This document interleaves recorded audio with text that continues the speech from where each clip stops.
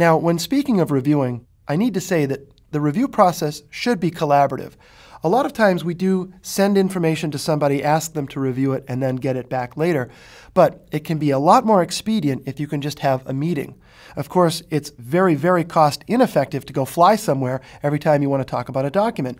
That's one of the advantages of this review process. But sometimes just sitting down to talk to somebody can shortcut a lot of the review process, and for that reason, Acrobat includes this concept of Start Meeting.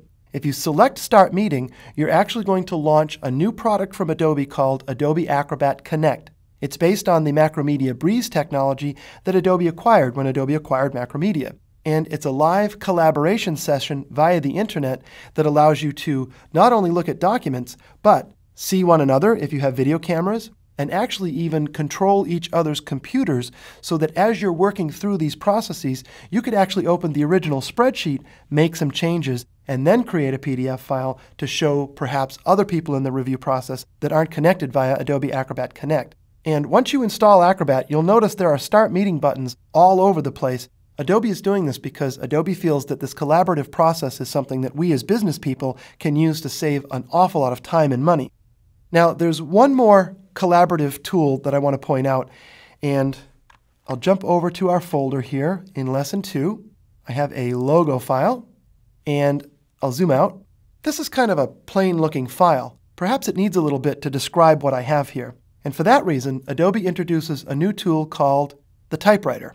Now, if you're an Acrobat 7 power user, you probably know that this isn't new to Acrobat 8, but it made its debut in about the middle of the life cycle of Acrobat 7, and so some of you might not realize this tool exists. That's why I'm going to point it out.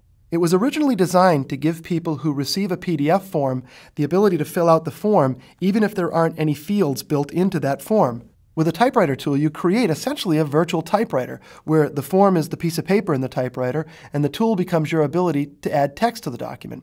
When you click on any document, you can start typing. But it's also a very convenient way just to add a little bit of text to a document.